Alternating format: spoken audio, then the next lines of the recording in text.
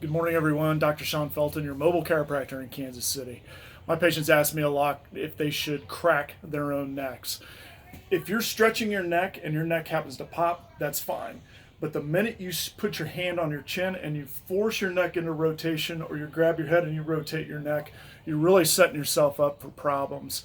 That is a rotary force, and that is how you herniate discs in your neck at the least. At the most, you can approximate the vertebral artery and create all kinds of problems there. So do not crack your own neck. Be well.